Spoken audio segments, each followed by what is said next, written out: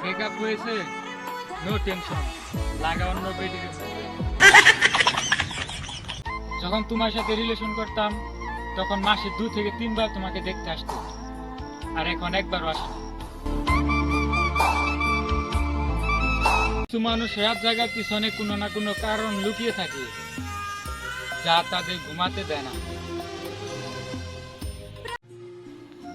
মধ্যবিত্ত ছেলেদের পকেটে টাকা থাকে না, মন ভরা স্বপ্নই থাকে। বাজান এটা গোটা কই রাগ করবা না তো।